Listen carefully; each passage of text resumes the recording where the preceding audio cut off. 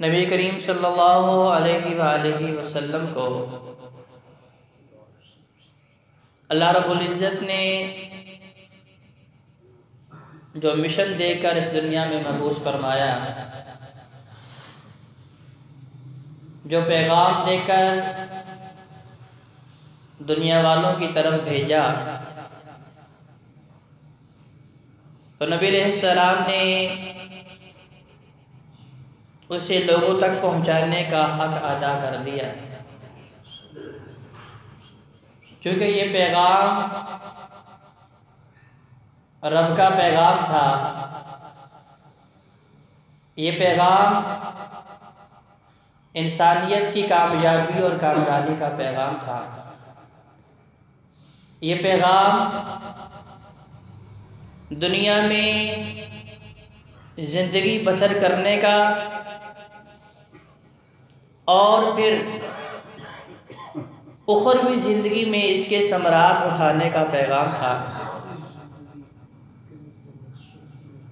जैसे आज बहुत से नाम निहाल अपने आप को मुसलमान कहने वाले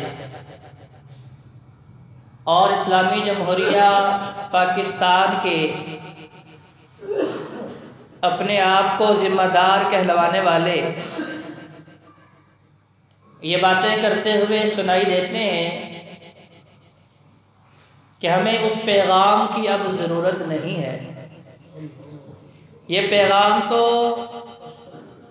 आज से 14-15 सदियां पहले के लोगों के लिए था। ये कानून सिर्फ और सिर्फ मक्का और मदीना वालों के लिए था। ये उसूल और ये दस्तूर हयात पुरानी और अफसरदा लोगों का था। ये पैगाम तो पत्थर के ज़माने के लोगों का था। लेकिन हज़रत जी वक़ार उन्हें ये पता नहीं है कि ये ज़मीन और आसमान बनाने वाले रब ने, ये सारे का सारा निज़ाम मार्ज़े वजूद में लाने वाले खालिक और मालिक ने इस पैगाम को अबदी पैगाम कहा है। इस पैगाम को क़यामत तक आने वाले इंसानों के लिए ज़रिया हदायत पैगाम करार दिया है। और इसके असूल मेरे खालिक और मालिक ने ऐसे बना दिए हैं कि इंसान जितनी मर्जी भी तरक्की कर ले, जितनी मर्जी इल्म के मराहिल तय कर ले, जितना मर्जी हवाओं और फिजाओं में उड़ना शुरू कर दे, जितना मर्जी समंदर की तहों तक और गहराइयों तक पहुंच जाए, लेकिन फिर भी वो उसूल कभी भी अफसरदा और पुराना हो सकता। आप आज के मौजूदा बड़े से बड़े साइंसदानों की इल्मी तजर्बात का मुताला करके देखें, उनके पीछे असल और जड़ जो है अल्लाह के फजल से रब का पैगाम नज़र आएगा, मेरे नबी का फरमान नज़र आएगा। क्योंकि उन्हें पता है कि असल इल्म वो है जो अशवाले ने दिया है। उन्हें पता है कि असल हकीकतें और इस कायनात के अंदर पोशीदा जो राज हैं, इस कायनात के अंदर जो फितरत के असूल हैं, वो वही हैं जो आज से 14-15 सदियां पहले मुसलमानों के मुस्तफ़ा अलैहिस्सलाम ने बता दिए थे। बेशुमार मिसालें हैं। आज से 100 साल पहले की बात है कि दुनिया जहान के बड़े बड़े साइंसदान सर जोड़ के बैठे हैं और इस राज की हकीकत जानने के लिए कोशिश है कि नहर के अंदर आप तैराकी करें, वहाँ इतना अंधेरा नहीं होता। आप दरिया के अंदर तैराकी करें, वहाँ अंधेरा नहीं होता। आप समंदर में अगर उतरे, जितना उतरते जाएंगे उसकी तारीकी, उसका अंधेरा बढ़ता जाएगा। इसकी वजह क्या है?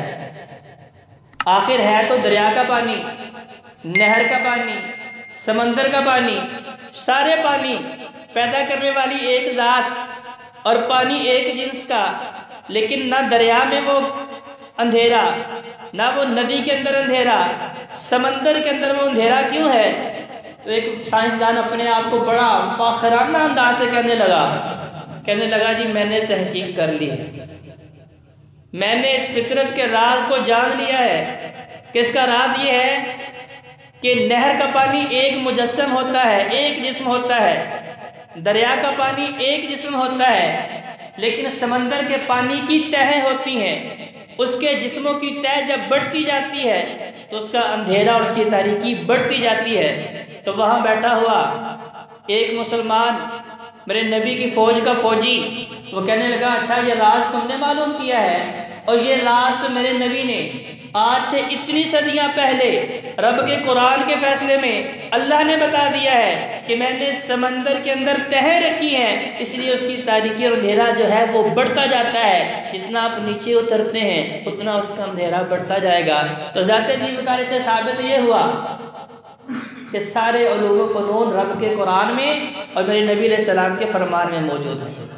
तो लिहाजा जो लोग हमें ये बातें करते हुए सुनाई देते हैं जी कि हमें आज कुरान की ज़रूरत नहीं, आज हमें नबी अलैहि सलाम के फरमान की ज़रूरत नहीं, क्योंकि आज हमारा अपना दस्तूर मौजूद है, आज हमारा अपना कानून मौजूद है, लिहाजा हमें उस पुराने कानून की ज़रूरत नहीं। और भाइयों ये बात 100% गलत है। जब तक अल्लाह के फजल से मुसलमान मौजूद हैं, जब तक इस ज़मीन के ऊपर मोमिन मौजूद हैं, उस वक्त तक मेरे रब का कुरान भी रहेगा, मेरे नबी का फरमान भी बाकी रहेगा। जाते जी वकार जितना मर्जी इल्म हासिल कर लें, आप इल्म तिब पढ़ लें, आप इल्म साइंस पढ़ लें, आप इल्म जोग्राफिया पढ़ लें, आप हवाओं फिजाओं का इल्म पढ़ लें, ये सारे के सारे इनकी बुनियाद मेरे रब के कुरान के अंदर मौजूद है। इसके बारे में अर्श वाले ने कह दिया है कि ज़ालिकल किताब ला रैब फीह, ये वाहिद ऐसी किताब है जिसे लिखने के बाद उसके दिबाचे में देखिए दुनिया वाले बड़े बड़े राइटर मौजूद हैं, बड़े बड़े कलमकार लिखारी मौजूद हैं, लिखने वाले मौजूद हैं, लेकिन लिखने के बाद जब उसका दिबाचा लिखते हैं, उसका इब्तिदाइया लिखते हैं, तो उसके शुरू में लिखते हैं कि भाई मैंने अपनी मिसाल के मुताबिक, अपने नाक़िस इल्म के मुताबिक भरपूर कोशिश की है कि इसमें कोई सुकम ना रहे, कोई कमी ना रहे, कोई गलती बाकी ना रहे। लेकिन अगर पढ़ने वाला, अगर जो इसका मुताला करने वाला है कहीं पे कोई गलती समझे तो मुझे मुत्तले कर दे, मुझे बता दे, मैं कोशिश करूँगा कि जब आइंदा ये किताब छपे तो वो गलती निकाल दी जाए। हर मुसन्निफ लिखता है, हर कलमकार लिखता है, लेकिन वाहिद कुरान ऐसी किताब है जिसे मुकम्मल होने के बाद अर्श वाले ने कह दिया ज़ालिकल किताबु ला रैब फीह हुदल लिल मुत्तकीन। ये 114 सूरतें, ये 30 पारे सारे के सारे अल्लाह के फजल से इसके ज़ेर ज़बर भी क़यामत तक महफूज भी रहेंगे और लोगों को जो है हदायत भी अल्लाह के फजल से हदायत यहीं से मिलती रहेगी। तो जाते जीवकार हमारा अकीदा और नज़रिया है कि अल्लाह का कुरान और नबी अलैहि सलाम का फरमान क़यामत तक आने वाले इंसानों के लिए रहनुमाई पेश करता रहेगा। इसीलिए अल्लाह रब्बुल इज़्ज़त ने कुरान में ये कहा लक़द काना लकुम फ़ी रसूलिल्लाहि उस्वतुन हसना। अगर सिर्फ उस वक़्त के लोगों के लिए ये पैगाम होता तो जाते जीवकार आज गैर मुस्लिम इस कुरान और नबी अलैहि सलाम के फरमान को पढ़ के कभी भी मुसलमान ना होते। आज भी यहूदी, ईसाई, हिंदू, सिख, बड़े बड़े राहिब, बड़े बड़े उनके उलमा जो हैं कुरान की हकानियत को और नबी अलैहि सलाम के फरमान की हकानियत को पढ़ने के बाद मजबूर है इस बात पे कि सबसे बरगुज़ीदा दीन अगर है तो दीन इस्लाम है, सबसे बेहतरीन पैगाम है तो पैगाम इस्लाम है, सबसे बेहतरीन ज़िंदगी गुजारने का असूल है तो नबी करीम सल्लल्लाहु अलैहि वसल्लम की ज़िंदगी मुतहर है। तो लिहाजा हमें सिर्फ नबी अलैहि सलाम की सीरत का मुताला करना है, उससे रहनुमाई हासिल करनी है कि मेरे ऊपर जो ये जिम्मेदारी पड़ी है इस जिम्मेदारी के मुतालिक मेरे नबी के फरमुदात क्या हैं, फलां काम है उसके मुतालिक मेरे नबी की सुन्नत क्या है, फलां काम है, मेरे नबी का तरीका क्या है। क्योंकि नबी अलैहिस्सलाम की वो 23 साल नबुव्वत की ज़िंदगी, जाते जी वकार, चाहे वो बंदा अरब का हो, चाहे अजम का हो, 7 समंदर पार का हो, जिस मर्दी खित्ते से उसका ताल्लुक़ हो, जिस मर्दी रंग नस्ल ख़ानदान से, जिस मर्दी ज़ुबान से उसका ताल्लुक़ हो, हर इंसान के लिए सबसे बेहतरीन पैगाम में ज़िंदगी मेरे नबी करीम सल्लल्लाहु अलैहि वसल्लम की सीरत है। गुज़िश्ता जुमे हमने बताया था कि नबी अलैहिस्सलाम बहैसियत सिपा सालार, आज हमें कोई सिकंदर आजम की मिसालें पेश करता है। देखा जी पूरी दुनिया पे हुकूमत उसने कैसे की। कोई चंगेज़ खान का नाम ले रहा है, कोई नेपोलियन का नाम ले रहा है। तो ज़ाते ज़िवकार इन तीनों शख्सियात, ये 3 ऐसे नाम हैं जिन्होंने पूरी दुनिया पे हुकूमत की और अपना लोहा मनवाया और लोगों ने इनके ऊपर बड़ी बड़ी किताबें लिखी। लेकिन आप इन तीनों का ज़रा अगर मुख्तसर सा मुताला मुझसे सुनना चाहें तो ये तीनों वो लोग हैं जिन्होंने अपने अबाओ वजदाद से ये सिपा सालारी का इल्म सीखा। बाप भी जर्नैल था तो बेटे ने आंख खोली तो बाप को जर्नैल की कुर्सी पे देखा और बचपन से ही तीरंदाजी भी सीखी, नेज़ाबाजी भी सीखी, घोड़सवारी भी सीखी और सीखा कि फौजी दस्ते की क़ियादत कैसे की जाती है। तीनों को ये हालात साजगार मिलते रहे और फौजी दस्ते उनकी तरबियत करते रहे, माएँ भी सिखाती रही, बाप भी ये तरबियत देते रहे। लेकिन नबी करीम सल्लल्लाहु अलैहि वसल्लम का आप मक्की दौर, सारा मक्की दौर, नबुव्वत से पहले का भी, नबुव्वत से बाद का भी, 40 साल नबुव्वत से पहले के, 13 नबुव्वत के बाद के 53 सालों में आप कोई एक भी दिन उठा के देखें कि मेरे नबी करीम सल्लल्लाहु अलैहि वसल्लम ने किसी का गिरबान तक पकड़ा हो।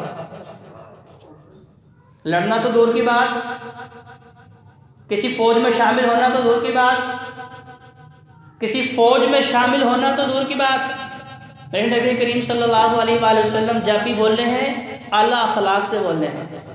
नबी अलैहिस्सलाम जब भी बोल रहे हैं शीरी गुफ्तार से बोल रहे हैं। नबी करीम सल्लल्लाहु अलैहि वसल्लम को गालियाँ देने वाला भी आका सलाम उसे भी दुआएं दे रहे हैं। नबी सलाम का गिरबान पकड़ रहा है, नबी साहब उसे भी दुआएं दे रहे हैं। नबी अलैहिस्सलाम की गर्दन में चादर डाल के उसे इतनी ज़ोर से घुमाया जाता है कि आका अलैहिस्सलाम का चेहरा सुर्ख हो जाता है, आंखें बाहर आ जाती हैं, लेकिन नबी अलैहिस्सलाम मुस्कुरा के उसे भी दुआएं दे रहे हैं। तो पहले दिन से ही नबी करीम सल्लल्लाहु अलैहि वसल्लम ने जब नबूवत का ऐलान फरमाया उसी दिन से जिहाद का आगाज़ हो गया। हमें दरअसल जो इस्लाम के अरकान बताए जाते हैं, इस्लामी शिआर जो हमें बताए जाते हैं, उनके पीछे जाते जीव का लोगों के अपने मफादात भी पोशीदा होते हैं। जब हम कुरान और नबी अलैहिस्सलाम के फरमान को अकीदत की निगाह से देखें और तहकीक की निगाह से उसका मुताला करें तो ये सारी की सारी फ़िरका वारियत ख़त्म हो सकती है। ये सारी फितनाबाजी, ये ग्रोह बंदियाँ सारी ख़त्म हो सकती हैं कि तेरी मेरी वाला झगड़ा ख़त्म हो सकता है। क्योंकि हमने लोगों से सुना है कि कुरान में ये है, हमने लोगों से सुना है कि नबी के फरमान में ये है, हम खुद मुताला नहीं कर रहे।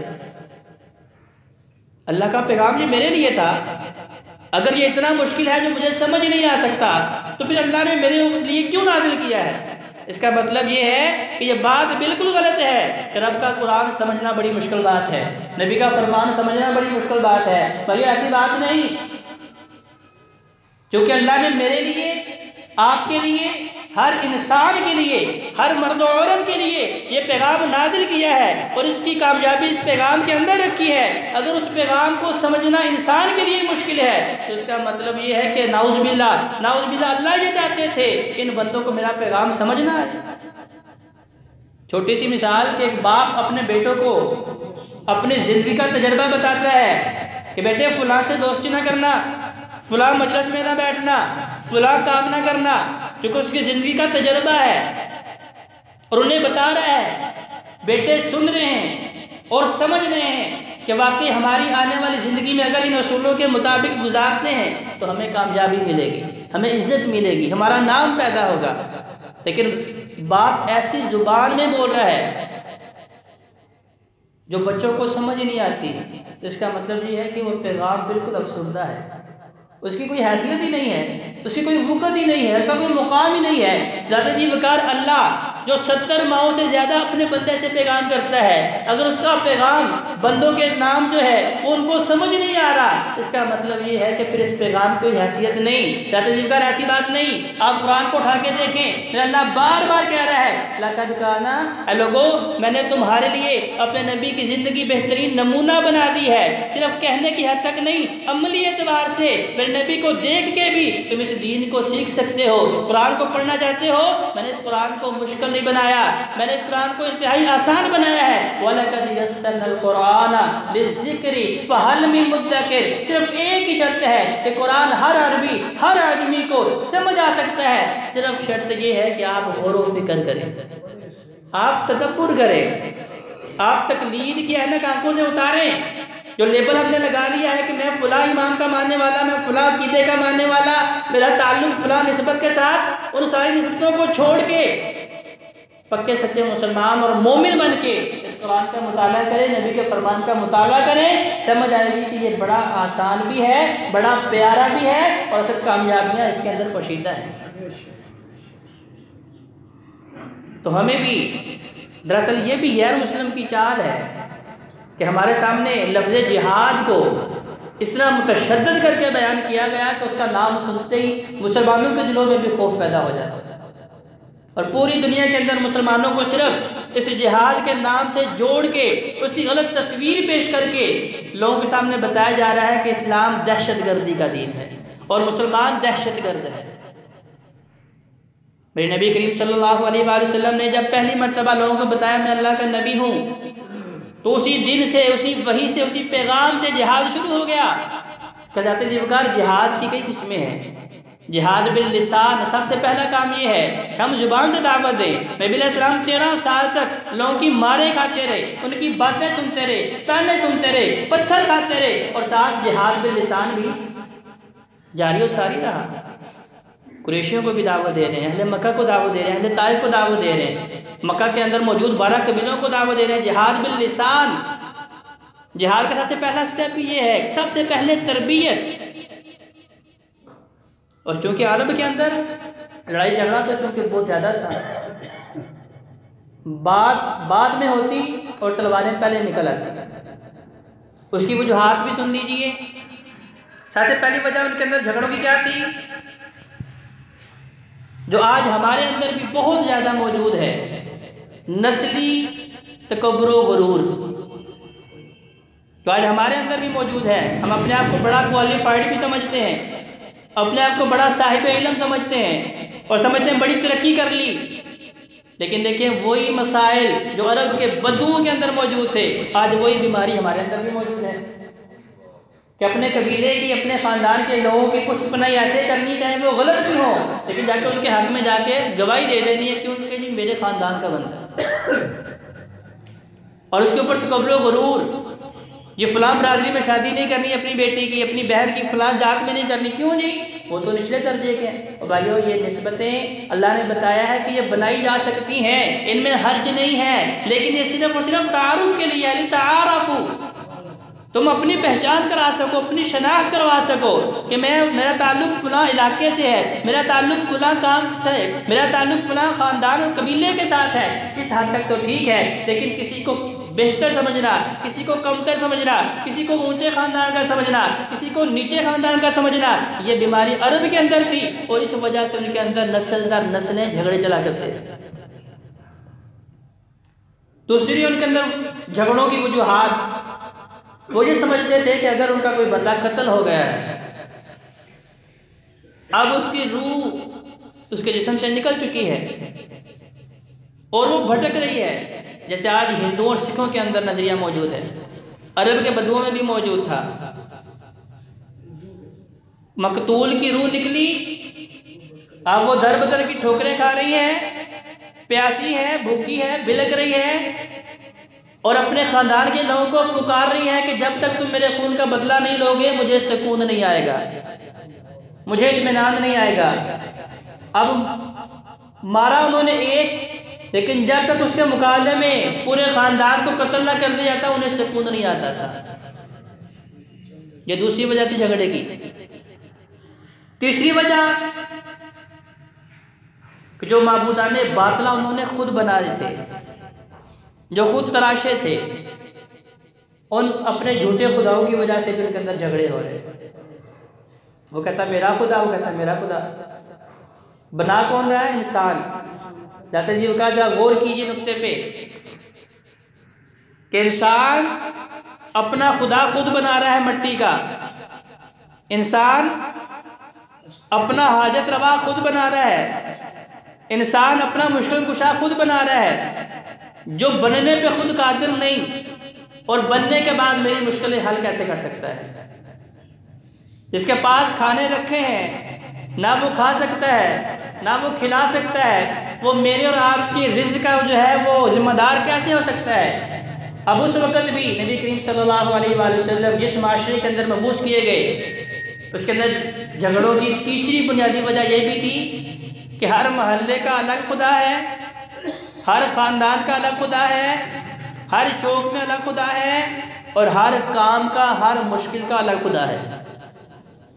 बारिश मांगनी है तो फलां के पास चले जाओ, नौकरी चाहिए तो फलां के पास चले जाओ, शादी नहीं हो रही तो फलां के पास चले जाओ, बेटा चाहिए तो फलां के पास चले जाओ, अगर बेटी चाहिए तो फलां के पास चले जाओ, जंग में फतह चाहिए तो फलां के पास चले जाओ। कहते जी बकार ये वो बीमारियां जो अरब के बद्दुओं के अंदर, जाहिलों के अंदर मौजूद थी, लेकिन अल्लाह महफूज फरमाए आज हमारे नाम नेहाद और कम इल्म और कम ईमान वाले मुसलमानों के अंदर भी वही बीमारियां मौजूद हैं कि खालिक को छोड़ के जिसे अपने हाथों से बना रहे हैं या जिसे अपने हाथों से दफन कर रहे हैं, उनके बनने और दफन होने के बाद वो हमारे हाजत रवा मुश्किल कुशा कैसे हो सकते हैं? वो हमारी हाजतें कैसे पूरी कर सकते हैं? हमारी मुश्किलें कैसे हल कर सकते हैं? और चौथी और आखिरी वजह उनके अंदर क्या थी? औरत, जो उनके अंदर सिर्फ और सिर्फ अपनी तस्कीन के लिए, नाच गाने के लिए और अपनी महफिलों को रंगीन बनाने के लिए इस्तेमाल की जाती थी, और फिर उसे जंगों के अंदर जानवरों से भी बदतर सलूक किया जाता था। ये चार बुनियादी वजूहात थी जिनकी वजह से अरब के अंदर जो है लड़ाई झगड़े जब शुरू होते तो फिर कई 100 साल तक वो जारी रहते। नबी करीम सल्लल्लाहु अलैहि वसल्लम की पैदाइश के बाद उनसे पहले की एक जंग चली और तारीख के अंदर मौजूद है, जब पूछा गया कि भाई तुम कई नस्लों से लड़ते आ रहे हो, कई सालों से लड़ते आ रहे हो, इसकी वजह क्या है? कहा हमें तो नहीं पता, हमारे बड़े लड़ रहे थे। बड़ों से पूछा, कहा हमारे बड़े लड़ रहे थे। किसी बुजुर्ग बंदे से पूछा, भाई बताओ वजह क्या है? हाँ वजह क्या थी?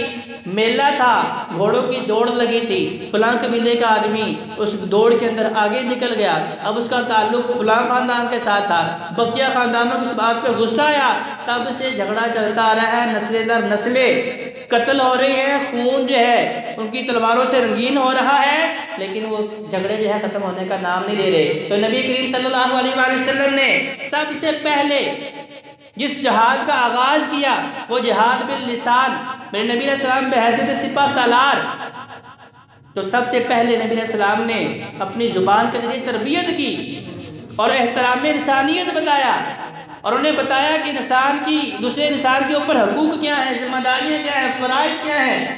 13 सालों तक नबी करीम सल्लल्लाहु अलैहि वसल्लम ने मारे भी खाई, ताने भी सुने, बुरे से बुरे अलक़ाबात भी बर्दाश्त किए, और बताया कि जिहाद बिल लिसान इस तरह किया जाता है कि मुखालिफीन को भी अगर करीब करना है तो उनके लिए उनके सामने अच्छी ज़ुबान पेश करनी होगी।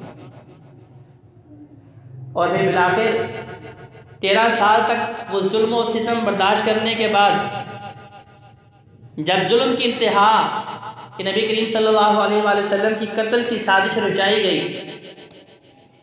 और मंसूबा मुकम्मल तय पा गया कि 12 कबीलों के 12 कड़ियल नौजवान मिल के एक ही रात में नबी करीम सल्लल्लाहु अलैहि वसल्लम के ऊपर हमला आवर होंगे और नाउज़ुबिल्लाह मिन ज़ालिक आपको शहीद करेंगे। उनकी निगाह में जो फितना मक्का में जन्म लिया था उसे ख़त्म करने की कोशिश करेंगे, तो अल्लाह रब्बुल इज़्ज़त ने इजाज़त दी कि अब यहाँ से आप कूच करें, अब हिजरत करें। और हिजरत की और फिर मदीना तय्यबा में पहुँचे तो उस फलाही रियासत को नबी करीम सल्लल्लाहु अलैहि वसल्लम ने किस खूबसूरत अंदाज के साथ मुसलमानों के लिए और पूरे आलम के लिए एक बेहतरीन शहर बना के बताया और दिखाया कि अगर आप कामयाबी चाहते हैं तो उसके लिए ये असूल अपनाने होंगे। अगर आपने जिहाद करना है, अगर आपने फ़ौज बनानी है, अगर आपने किताल करना है, अगर आपने लोगों से अपने जान माल को महफूज रखना है, उसके असूल भी नबी करीम सल्लल्लाहु अलैहि वसल्लम ने बताए कि सबसे पहला काम क्या है कि आपकी फ़ौज के अंदर इत्तेफाक और इत्तेहाद होना चाहिए। वो सारे एक पेज पे होना चाहिए। जब कोई जर्नैल कोई बड़ा जब हुक्म दे दे कि जी फलां काम करना है तो सारे के सारे उस नुक्ते के ऊपर मुत्तफिक हों। ये ना हो कि किसी का मुंह मशरिक की जानिब हो, किसी का मगरिब की जानिब हो, किसी का शमाल की जानिब हो, किसी का जुनूब की जानिब हो। जिस तरह हज़रत मूसा अलैहिस्सलाम अपनी फ़ौज को निकले, अपने लश्कर को लेकर निकले और फ़िरौन ने उनका ताक़ुब किया तो अल्लाह ने कहा आप जिहाद करो, इनके साथ लड़ो। तो मूसा अलैहिस्सलाम की कौम ने क्या कहा, मूसा तू और तेरा रब जाके लड़े, हम लड़ने के लिए नहीं आए। मूसा तू और तेरा रब जाके इनसे लड़, हम इनका मुकाबला नहीं कर सकते, हम लड़ नहीं सकते, तेरी बात नहीं मान सकते। तो सबसे पहला काम क्या था कि लोगों के अंदर, फौज के अंदर इतना जज्बा पैदा हो चुका हो कि वो अपने सिपा सलार की बात पे मरने और मारने के लिए तैयार हो जाए। तो नबी करीम सल्लल्लाहु अलैहि वसल्लम ने सबसे पहले उन्हें इत्तेफाक और इत्तेहाद का दर्स दिया और ज़रूरत इस बात की थी कि वो कोई मुकाम ऐसा हो जहाँ पे मुसलमान इकट्ठे हो सके, उनके बाहमी ताल्लुकात हो, उनका मेल जोल बार बार हो, ताकि जब भी लड़ने की जरूरत पड़े तो नबी करीम सल्लल्लाहु अलैहि वसल्लम के एक हुक्म पे सारे के सारे जो है लश्कर निकलने के लिए तैयार हो जाए। तो सबसे पहला काम नबी करीम सल्लल्लाहु अलैहि वसल्लम ने उस इत्तेफाक और इत्तेहाद को कायम करने के लिए और उसका बीज बोने के लिए मस्जिद नबवी की बुनियाद रखी। मसाजिद क्यों बनाई गई? ज़ात-ए-ज़िक्र अगर मकसद सिर्फ नमाज़ें पढ़ना था, जैसे आज मैं और आप अक्सर तो पढ़ते नहीं, अगर पढ़ते भी हैं तो अपने घरों में पढ़ रहे हैं, अपने दफ्तरों में पढ़ रहे हैं, अपनी दुकानों में पढ़ रहे हैं, अपनी फैक्ट्रियों कारखानों में पढ़ी जा रहे हैं। ज़ात-ए-ज़िक्र इन मसाजिद का मकसद समझिए कि नबी करीम सल्लल्लाहु अलैहि वसल्लम ने मस्जिद नबवी की बुनियाद रखी ताकि जो उस वक़्त के मुहाजिरीन और अंसार कुल मिला के भी उनकी तादाद 500 से ज़ायद नहीं थी, लेकिन एक मरकज़ बनाने का मकसद ये था कि दिन में 5 मरतबा उनकी आपस में मुलाकात हो। क्योंकि इस्लाम से पहले के इंसान के अंदर क्या है, वो तन्हाई पसंद है और वो इंसान को पसंद नहीं करता, वो इंसान की इज्जत नहीं करता, इंसान का एहतराम उसके दिलो दिमाग में मौजूद ही नहीं है। नबी करीम सल्लल्लाहु अलैहि वसल्लम जिहाद बिल लिसान सबसे पहले कर रहे हैं, दिल को इस बीमारी से पाक कर रहे हैं और दिमाग के अंदर एहतराम इंसानियत का बीज बो रहे हैं। उसके लिए मस्जिद नबवी की बुनियाद रखी और दिन में 5 मरतबा सारे के सारे सहाबा किराम नबी करीम सल्लल्लाहु अलैहि वसल्लम के पीछे नमाज पढ़ रहे हैं और इत्तेफाक और इत्तेहाद की मिसाल सारी दुनिया के सामने पेश कर रहे हैं। लिहाजा भाइयों, आपसे भी इल्तिमास है, अल्लाह के घरों को आबाद करें, अल्लाह के घरों से अपना ताल्लुक मजबूत करें, क्योंकि इसका कोई छोटा मुकाम मेरे नबी ने नहीं बयान किया। नबी करीम सल्लल्लाहु अलैहि वसल्लम फरमाते हैं ये जन्नती टुकड़े हैं, ये रूहे ज़मीन के ऊपर जो मसाजिद हैं ये जन्नती टुकड़े हैं। और फरमाया जब मेरे सहाबा तुम अल्लाह की जन्नत से गुजरो तो वहाँ से खूब खाया पिया करो।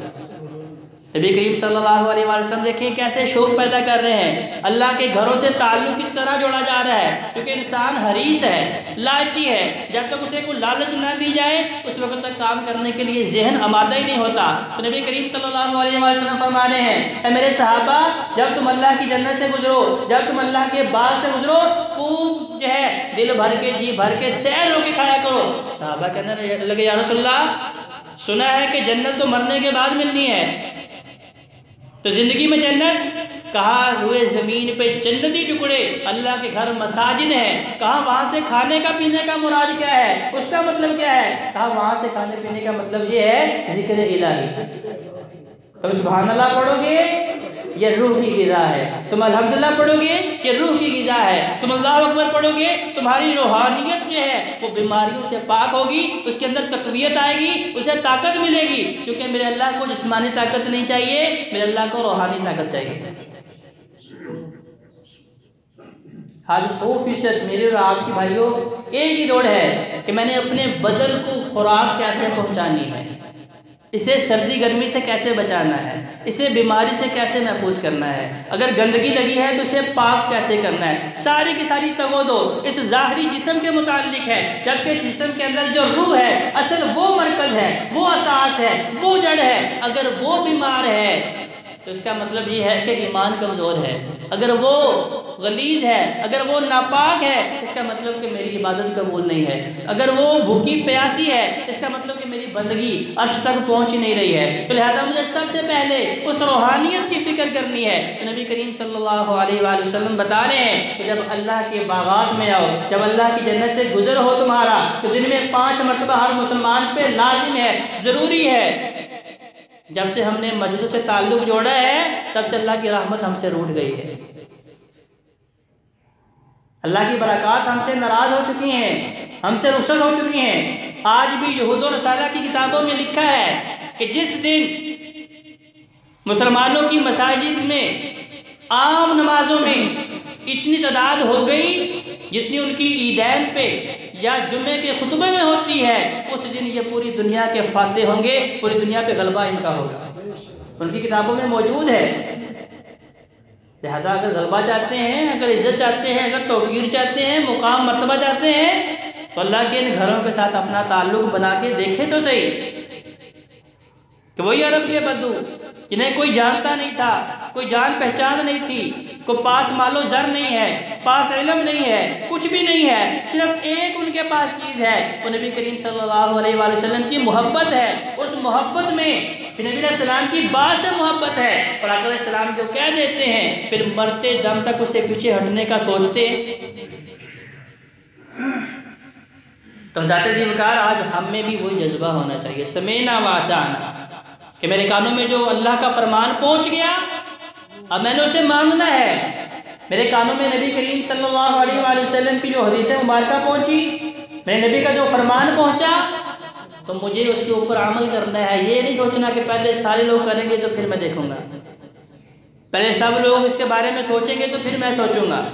सारे का सारा मुल्क इस्लामी हो, डंडे के जोर पे इस्लाम जो है नाफिज किया जाए, डंडे के जोर पे दुकानें बंद करवाई जाए तो मैंने फिर ही बंद करनी है। और भाइयों नहीं नहीं, अल्लाह को खौफ भी चाहिए, खौफ के साथ साथ अल्लाह को शौक भी चाहिए। अल्लाह को मुत्तकीन पसंद है, तो मुत्तकीन के अंदर ये दोनों खूबी होती हैं कि वो अल्लाह के खौफ से भी बंदगी करते हैं और अल्लाह के दीदार के शौक में भी बंदगी कर रहे हैं। उनका असल मतमा नज़र सिर्फ और सिर्फ ये है कि हमें कल क़यामत के दिन रब की रहमत के ज़रिए जन्नत का हसूल मिले, क्योंकि उस जन्नत के अंदर उस खालिक और मालिक का दीदार नसीब होगा। इसके लिए नबी करीम सल्लल्लाहु अलैहि वसल्लम ने सबसे पहला काम क्या किया, रियासत मदीना में कि मस्जिद नबवी की बुनियाद रखी। उसके बाद दूसरा काम क्या था, मुवाख़ात, कि नबी करीम सल्लल्लाहु अलैहि वसल्लम ने इंसानों के दरमियान में जो खला होती है, जो फासले होते हैं, उसे नबी सलाम ने कम किया। मुहाजिरीन और अंसार के अंदर भाईचारा कायम किया।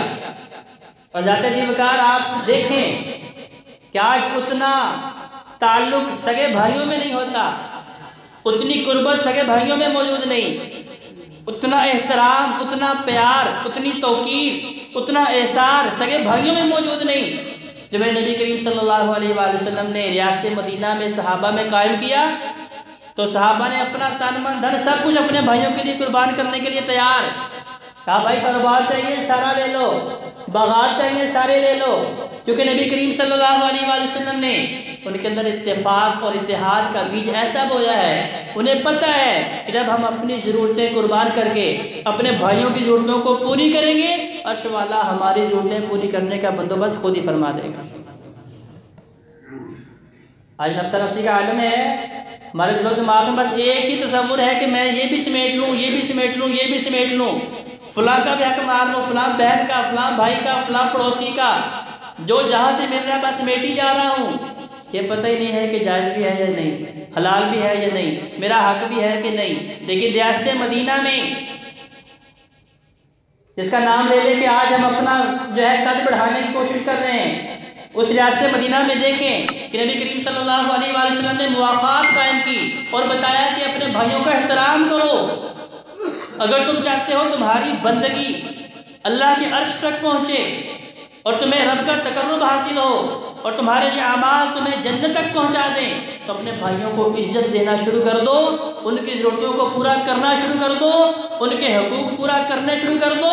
फिर देखो मुसब्बिबुल असबाब, जो असबाब पैदा करने वाला है, जो खालिक और मालिक है, ज़मीन और आसमान का मालिक है, इसके पास ज़मीन और आसमान के ख़जाने हैं, वो तुम्हें वहाँ से रिज़्क़ अता करेगा जो तुम्हारे वहमो गुमान में भी नहीं होंगे।